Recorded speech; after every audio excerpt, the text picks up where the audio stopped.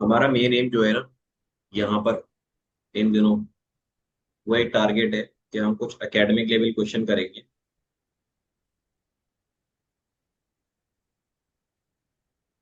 Chapter number 1 से chapter number 3 तक के। तो हमारा कल डे 1 था, आज हमारा डे 2 है। ठीक है, क्वेश्चन नंबर 1 पढ़िए, आप क्या कह रहे हैं? स्क्रीन तो दिख रहा होगा ना आप लोगों को? जी। Yes sir. क्या ये क्वेश्चन मैंने कराया है इससे पहले?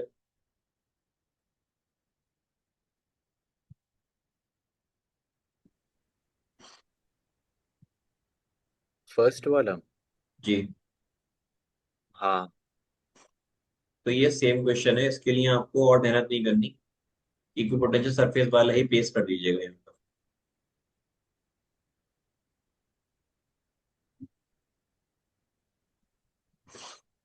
क्वेश्चन नंबर 3 पढ़िए।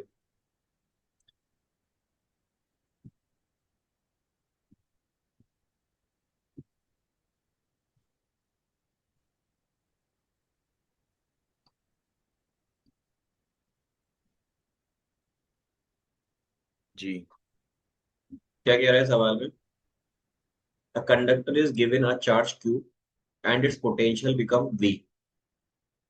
Write an expression for the electric field stored in the conductor. ये बेसिकली आपका चैप्टर नंबर 2 का है, तो इसको नहीं करेंगे अभी। सिर्फ एक्सप्रेशन की बात की है, तो मैं आपको बता देता हूँ एक्सप्रेशन क्या होती है। U इज इक्वल टू होता है हमारा 1/2 E²। ये होता है सर आपकी स्क्रीन।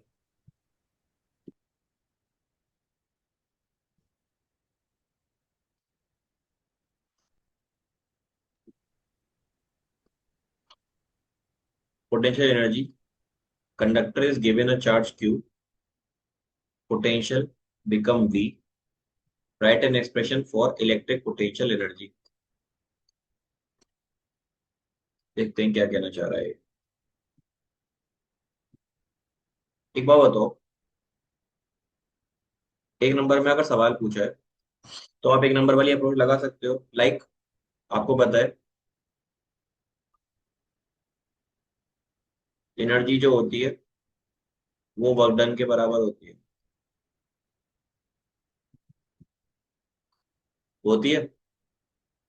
जी। अब अगर कोई चार्ज क्यू है और एक पोटेंशियल आपको वी दे रखा है, दो चीजें दे रखी है, इसके रिस्पेक्ट में उसने बोला है कि पोटेंशियल एनर्जी बताओ कितनी हो। तो पोटेंशियल एनर्जी को आप यू ले लो और वर्क डन को आप ले लो फोर्स इंटू डिस्प्लेसमेंट। अगर फोर्स इंटू डिस्प्लेसमेंट लिख दो, एक और तरीका है इसका, वी अपॉन क्यू भी होता है। तो आप किसी भी तरीके से कीजिए, एफ अपॉन डिस्प्लेसमेंट से करूंगा तो फोर्स का फॉर्मूला होता है के Q1 Q2/R² इंटू आर। तो एक आर से एक आर कैंसिल, क्या बचेगा? के Q1 Q2/R। लेकिन यहाँ पर आपको Q2 दे नहीं रखा, तो आप क्या करेंगे? आप यूज करेंगे ये वाले फॉर्मूले का। वर्क डन बराबर पोटेंशियल अपॉन चार्ज होता है। पोटेंशियल का फॉर्मूला क्या होता है आपका? के, एक सेकंड मैंने उल्टा लिख दिया क्या? पोटेंशियल होता है ना वर्क डन अपॉन चार्ज। हाँ। हाँ, यहाँ से आप लिखेंगे, ये हो जाएगा V इंटू क्यू। अब V जो है वो आपका एक सोर्स चार्ज होता है, मान लो Q1 डिस्टेंस पर रखा हुआ है किसी R पर, उसको आप Q से मल्टीप्लाई कर दो, तो आपके U का फॉर्मूला आ जाएगा के Q', Q/R। इस तरीके से ही करते हैं हम। जब सवाल को एक नंबर में उसने पूछा है तो एक नंबर की ही रिस्पेक्ट देंगे आप। आ रही है बात समझ? जी सर। Yes sir. हाँ, उसे नोट करना चाहेंगे? ओके। साथ के साथ नोट कर लो, एक एक मिनट लगेगी। ठीक है, ज्यादा देर भी नहीं लगेगी।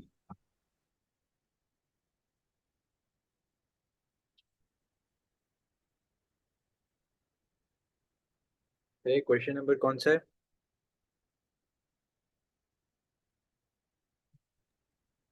ऐसे डाल लो आप नंबर। शायद कल 6 कराए थे या 7 कराए थे।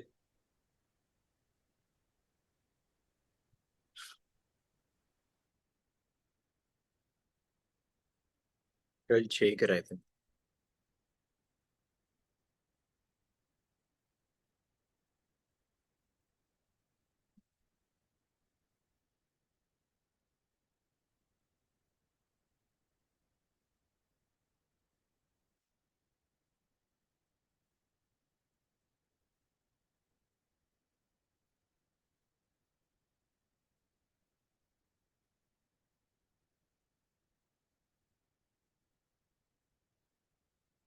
जी सर।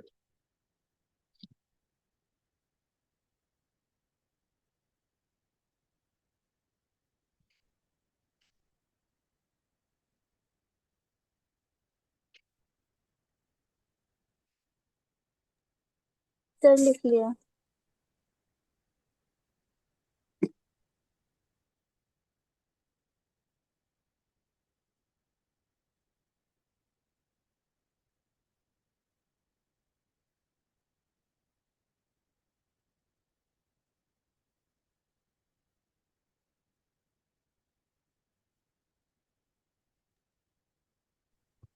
स्क्रीन दिख रही है? जी। Yes sir. क्वेश्चन नंबर 6 पढ़ो, क्या कह रहा है।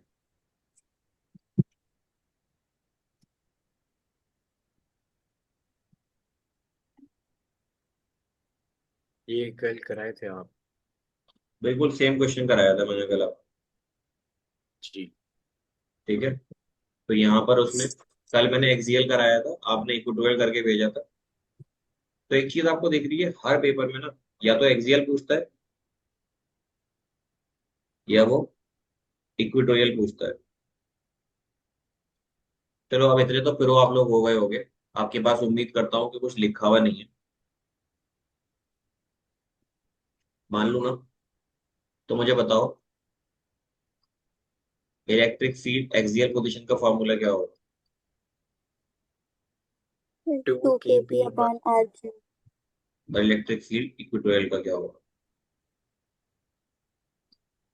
ये है 2 kp/r³ और ये है kp/r³। यही है। Yes sir. मैंने आपको इसके अलावा एक और फार्मूला लिखाया था किसी भी पॉइंट पर। वो फार्मूला मुझे बताओ क्या था, देखकर। K P upon R cube under root 3 cos square theta plus 1। kp/r³ √3 3 cos square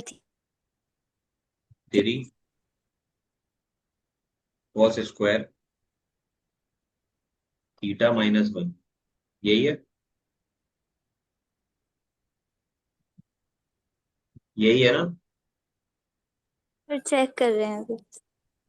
आप बताइए यहाँ। सही है, किसका है? बता रहा हूँ किसका है। ये मैंने लिखाया था आपको, डायरेक्ट फॉर्मूला लिखाया था। At any general point. जी। हाँ सर, इसका इसका डेरिवेशन तो नहीं आ रहा, बस इसका फॉर्मूला याद करना है ना? डेरिवेशन भी नहीं, फार्मूला भी नहीं, बस आपको पता होना चाहिए। कंपटीशन में अगर पूछ लेता है कहीं और रखकर, तो आपको वो आना चाहिए। अच्छा। सर +1 है। +1। इसका देखो मतलब क्या है, मैंने पहले बताया था। अब ये चीज कम यूज होती है तो हम इसको फिर से बता देते हैं एक और बार। आप इस फॉर्मूले को ध्यान रखिए। और ये रहा मेरा डाइपोल। इसी तरह एक डाइपोल मेरा ये रहा।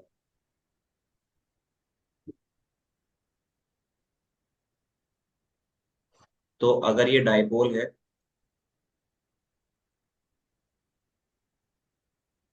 तो इस डाइपोल के अगर आपने पॉइंट यहां लिया है, ये कहलाता है एक्सियल पॉइंट।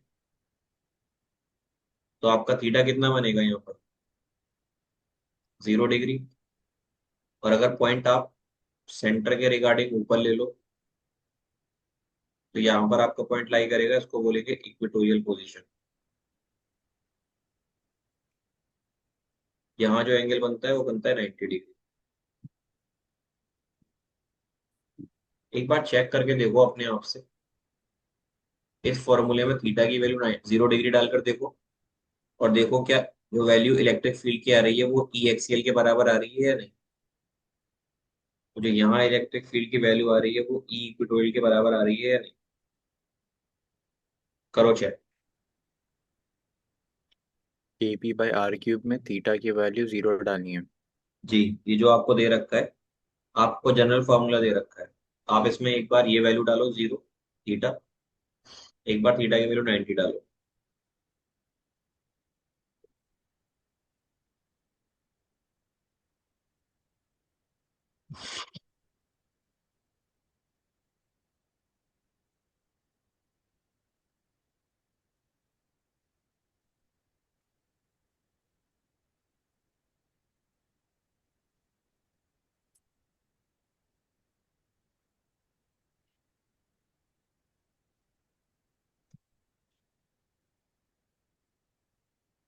सर जब हम लोग 0 पुट करेंगे जी। तो हमें एक्सियल का इक्वेशन आएगा। क्या? जब थीटा 0 पुट करेंगे। ये एक्सियल की आ रही है ना इक्वेशन? जी। ठीक है। और 90 पुट करा तब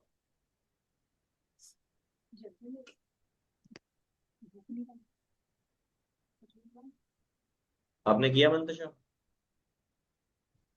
यस सर, तो सेम आ रही हैं एक्सियल और इक्वेटोरियल। ये जनरल फॉर्मूला इसी का, ये बात कंफर्म हो गई? Yes sir. ये जनरल फॉर्मूला इसी का है, ये बात कंफर्म हो गई या नहीं? Yes sir. ओके।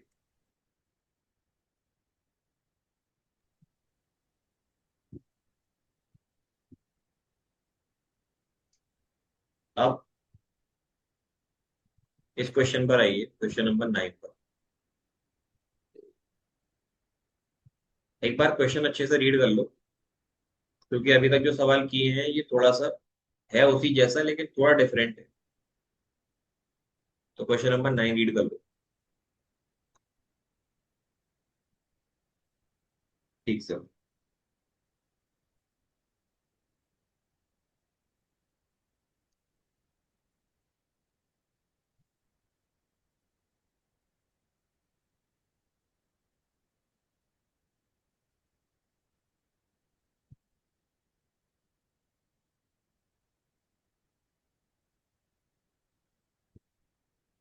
सर इसमें जी। आउटसाइड दिस स्फीयर वाला इक्वेशन यूज होगा। जी।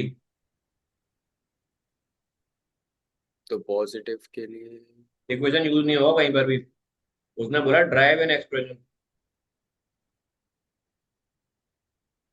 अगर सीधे सीधे बोलेगा तो ठीक है, वरना आप ड्राइव करिए, तो ज्यादातर ड्राइव कराते हैं। जी जी, इसको सॉल्व करना है, मतलब डिराइव। ये बताइए, सवाल पढ़ लिया? जी। दोनों लोग बोला करें जब पूछा करोगे। आप पढ़ रही हो सर अभी? हमें सर क्या करना था? मुझे आवाज नहीं आई मेरी? सर समझ में नहीं आया था। मैं बोल रहा हूँ क्वेश्चन नंबर 9 रीड करिए एक बार। सर कर लिया।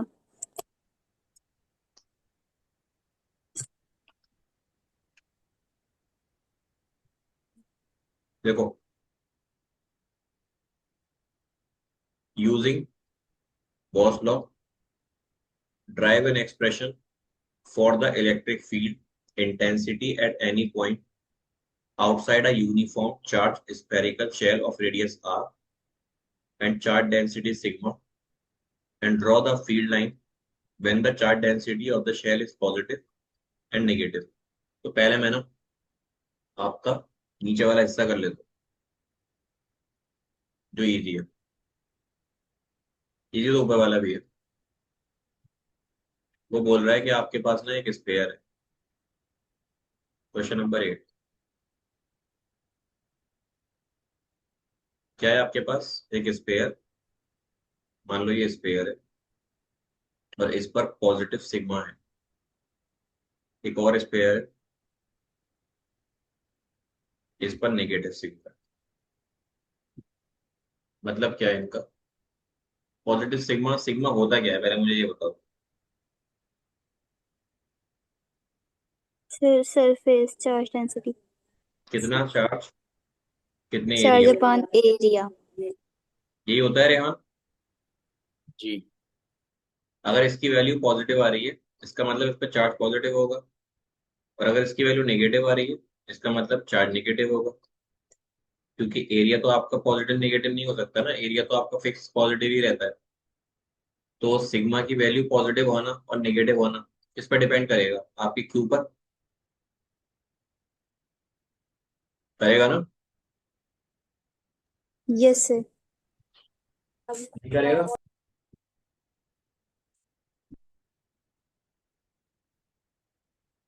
रेहान आपकी वॉइस नहीं आई।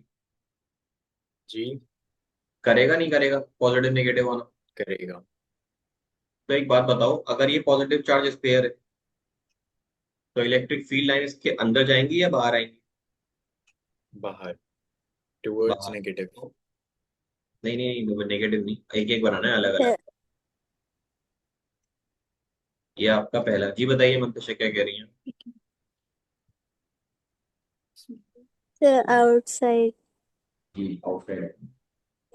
तो Outward. इसके केस में ये इन्वर्ट जाए। तो ये तो आपके देखो साइड में जो हाफ हाफ लिखे हुए थे ना मार्क्स, इससे ज्यादा डिजर्व भी नहीं करता है ये सवाल। लेकिन आगे वाला पोर्शन जो है वो अच्छा है। तो वो पूरा ही डेरिवेशन है।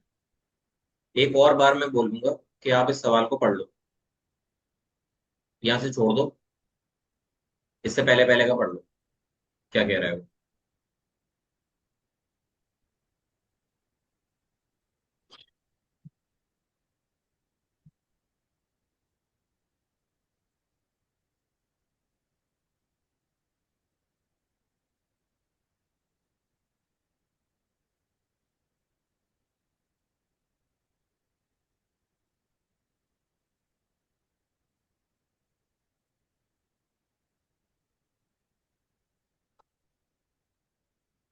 पढ़ा? जी।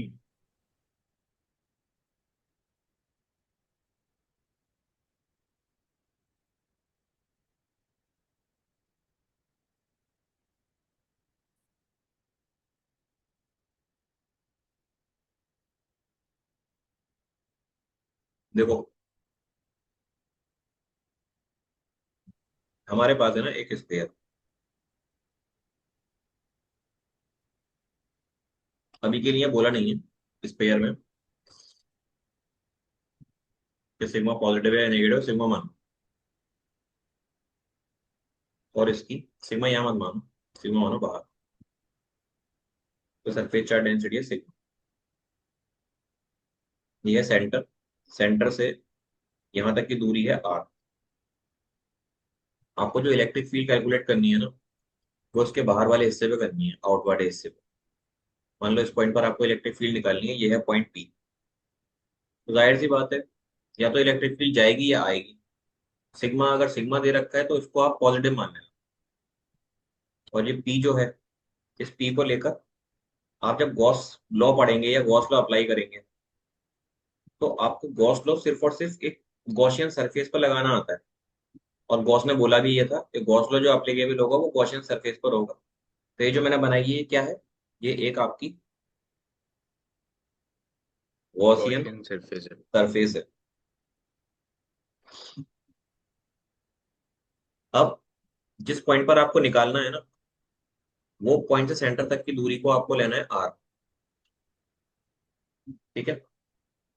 दूसरी बात, गॉस लॉ का जो पूरा स्टेटमेंट है, वो स्टेटमेंट सिर्फ ये नहीं कहता, वो बोलता है कि जो फ्लक्स होगा वो होगा सरफेस इंटीग्रल ऑफ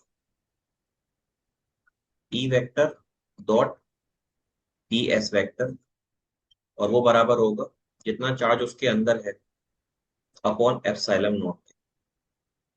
ये क्या है आपका? This is the statement of the Gauss law, complete statement. अब फ्लक्स की बात बिना एरिया वेक्टर के हम नहीं कर सकते, क्योंकि फ्लक्स क्या होता है? Electric field into area, magnetic area. Flux magnetic field into area. तो हम क्या करेंगे, हम यहाँ का एक एरिया ले लेंगे। ये जो एरिया है, इस एरिया को मैं ले लूंगा। इस एरिया को चाहो तो 4 बाहर बना पाई लेना, चाहो तो आर यहीं रहने स्क्वायर। देना। नहीं नहीं, ये एरिया जो होगा वो होगा डीएस। अभी आप मान लो कि ये एरिया कितना है, डीएस है। अब इलेक्ट्रिक फील्ड यहाँ से कैसे निकलती है? इलेक्ट्रिक फील्ड को निकालता हूँ मैं, कौन सा कलर से निकालता हूँ? इससे निकाल देता हूँ। Same direction. ये इलेक्ट्रिक फील्ड जा रही है बाहर।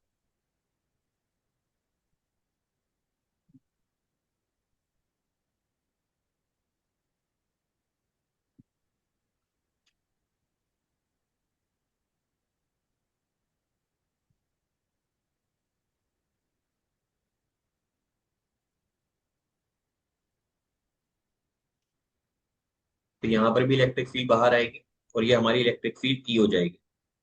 क्लियर है इतनी बात? जी।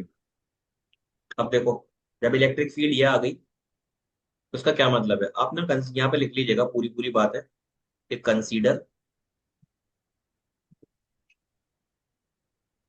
अ Gaussian surface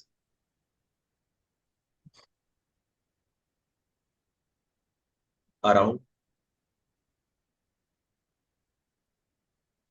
a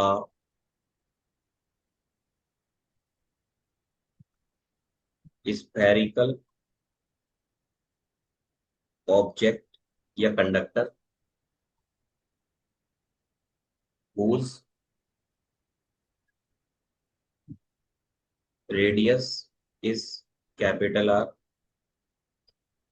and the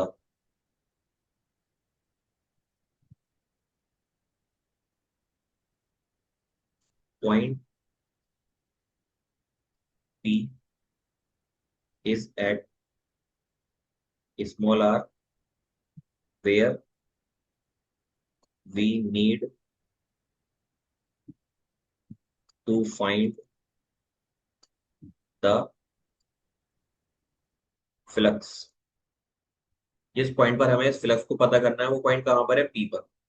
अब ना एक काम करो, ये चीज तो आपके समझ में आ गई।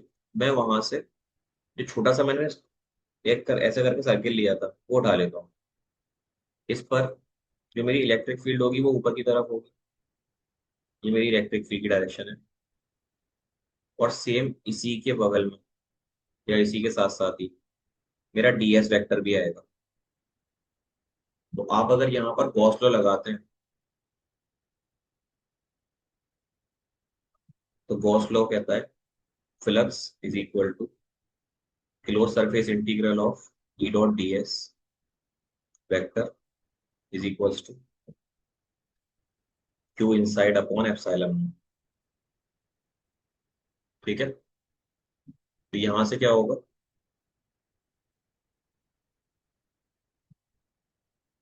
यहां से आप लिख लेना ई डी एस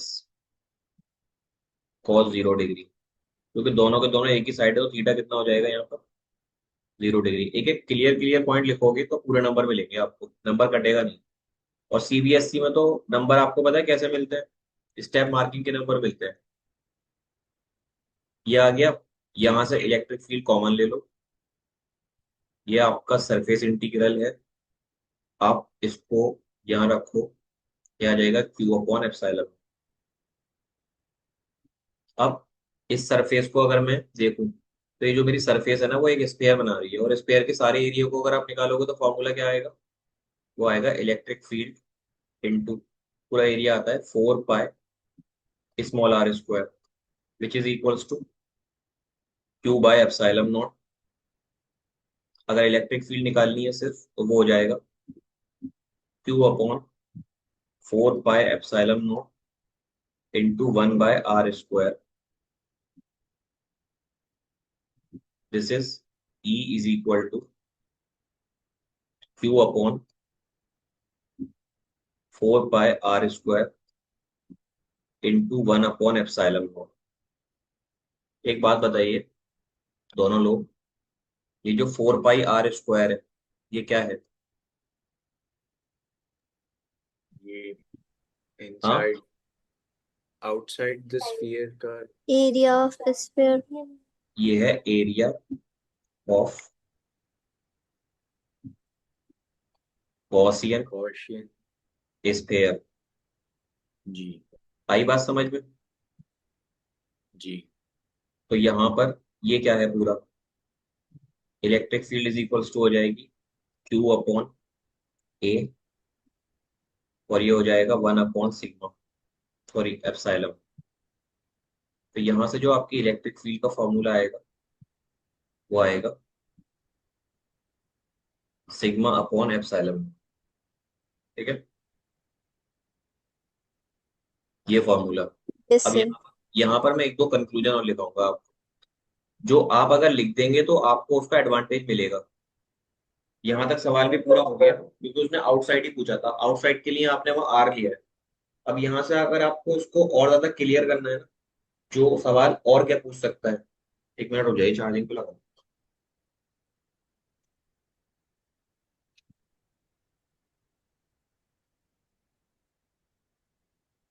उसकी मैं बात करता हूँ, क्या वो सवाल पूछ सकता है।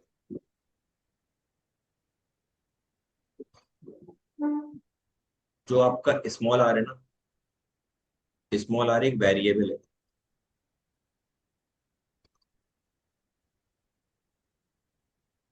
तो वेरिएबल तो वेरी करेगा, इसका मतलब इलेक्ट्रिक फील्ड का जो फॉर्मूला आपने लिखा वो क्या लिखा, वो लिखा आपने Q upon 4 pi r² into 1/एप्सिलॉन। ये तीन जगह आएगा। अगर आप बात करेंगे सबसे पहले नंबर में, ये जो फॉर्मूला है किसके लिए है, इसी को पहला फॉर्मूला मान, ये है आपका आउटसाइड का फॉर्मूला, आउटसाइड। अब आप आ जाइए at the surface, at the surface. तो इलेक्ट्रिक फील्ड जो है वो हो जाएगी Q upon 4 pi R² into 1/एप्सिलॉन। ठीक है, ये आपका दूसरा फॉर्मूला है। बस स्मॉल आर किससे रिप्लेस हो गया, कैपिटल आर से। इसी तरह अगर मैं अंदर बात करूंगा तो आप लिखिए इनसाइड में क्या होगा, इलेक्ट्रिक फील्ड किसके बराबर हो जाएगी, बताएंगे कोई आप में से? जीरो। Sir zero. क्यों? सर इनसाइड कंडक्टर के हॉलो है अंदर और चार्ज जीरो है। तो वे रेहान, सही है।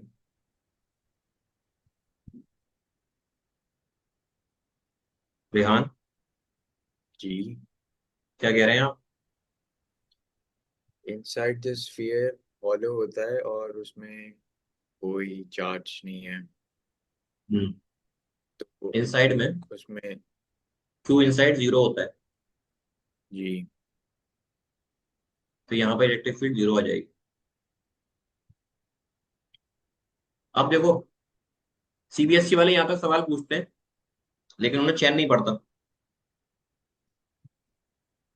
तो वो क्या करते हैं, वो थोड़ा सा सवाल ऐड कर देते हैं। तो आप लोगों ने ये सवाल तो देख ही लिया। हम्म, जी। Yes sir. वो क्या ऐड करते हैं ये लिख लो, देखो इसमें एक पार्ट और ऐड कर लो, मैं भी ऐड करा देता हूँ यहाँ पर।